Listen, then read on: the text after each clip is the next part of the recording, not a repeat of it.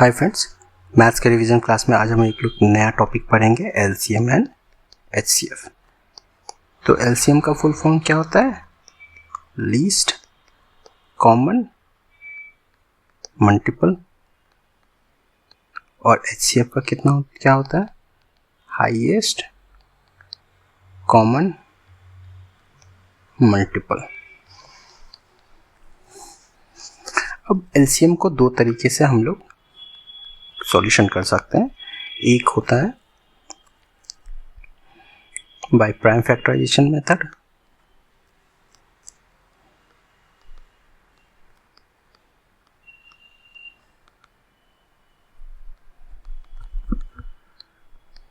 और दूसरा होता है डिवीजन मेथड।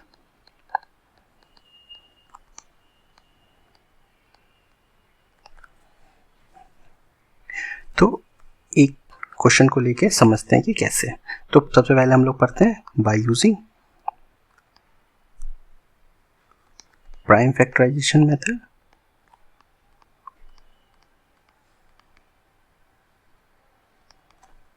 तो इसमें क्या होगा, जैसे मान लीजिए अगर क्वेश्चन में आ जाए कि एलसीएम ऑफ 40, 50, 60 और 80, तो इसका एलसीएम क्या होगा। तो अब जब प्राइम फैक्टराइजेशन मेथड में करेंगे तो 40 को आप ब्रेक करके कितने में लिख सकते हैं, जैसे 2 इंटू 2 इंटू 2, 8 इंटू 5 40। ठीक है। 50 को क्या लिख सकते हैं? 2 इंटू 5 इंटू 5, तो ये भी 40 हो गया। तो इसको इधर लिख देते हैं 2 5 का पावर, इसको लिख सकते हैं 2 to the power q into 5। और 50 के बाद 60 को क्या लिख सकते हैं? तो 2 इंटू 2 इंटू 3 इंटू 5, तो इसको लिख सकते हैं 2 to the power q into 3 into 5। और इसी तरीके से 80 को लिख सकते हैं 2 इंटू 2 इंटू 2 इंटू 2 इंटू 5, तो इसको लिख सकते हैं 2 टू द पावर 4 इंटू 5। तो अब इसमें क्या होगा, क्योंकि प्राइम फैक्टर क्या हो गया 235। अब और इसका हाईएस्ट पावर कितना हो गया?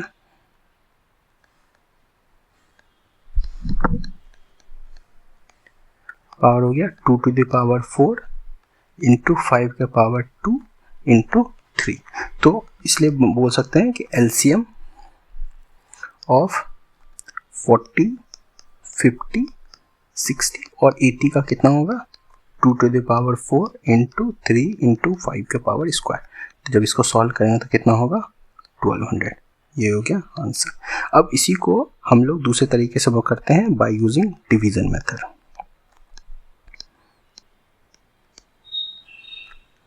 अब डिवीजन मेथड में क्या करेंगे? 40, 50, 60 और 80 है, तो 2 से इसको डिवाइड करेंगे तो 2 20, 25, 30 एंड 40। फिर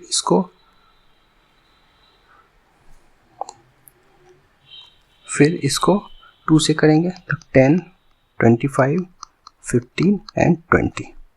फिर इसको 2 से करेंगे तो 5, 25, 15, 10। और फिर जब इसको 5 से करेंगे तो 5, 5, 3 एंड 2। अब इसके बाद ये डिवीज़न नहीं हो सकता है। तो जब एलसीएम, फिर अब जब इसका एलसीएम लिखेंगे तो क्या इस तरीके से हम लोग फिर यहाँ से ऐसे करके, तो ये क्या लिख सकते हैं? 2 into 2 into 2 into 5 into 5 into 3 into 2, तो 6, 30, 150, 300 and 300 plus into 4 is equal to 1200। तो ये हो गया आंसर। ये एलसीएम के बारे में हुआ। अब हम लोग देखते हैं नेक्स्ट टॉपिक एचसीएफ। एचसीएफ क्या हो गया? Highest common factor. तो इसमें क्या होता है, जो दो नंबर के बीच का जो कॉमन होगा उसमें हाईएस्ट जो होगा उसको हम लोग निकालते हैं। जैसे मान लीजिए एक नंबर है आपका 6 और 8 कि अगर एग्जाम में पूछे कि एचसीएफ ऑफ 6 एंड 8 क्या होगा, तो यहाँ पर क्या होगा? फैक्टर ऑफ 6 क्या हो सकता है? 1 इंटू 2 इंटू 3 और फैक्टर ऑफ 8 क्या होगा, तो 1 इंटू 2 इंटू 4 इंटू 8। तो ये सब क्या हो सकता, सॉरी नॉट इंटू 2 इंटू, मतलब फैक्टर ऑफ 6 क्या होगा, 1 होगा, 2 होगा एंड 3 होगा एंड 6 होगा। फैक्टर ऑफ 8 क्या होगा, 1 होगा, 2 होगा, 4 होगा एंड 8 खुद होगा। तो अब लीस्ट कॉमन फैक्टर क्या है दोनों के बीच में, 1 एंड 2, और हाईएस्ट पावर कितना है, 2 है। तो HCF ऑफ 6 एंड 8 क्या होगा, 2। तो ये हो गया आंसर। अब इसी चीज को डिवीजन मेथड से हम लोग क्रॉस वेरीफाई कर लेते हैं। जैसे 6 और 8 है तो 6 से 8 को डिवाइड करेंगे, तो 6 1 जा 6, 2 रिमाइंडर हुआ, 2 से फिर 6 को डिवाइड करेंगे, तो 2 3 जा 6 और ये हो गया। तो यहाँ पर हम लोग को कितना मिल गया, HCF of 6 and 8 is 2 answer.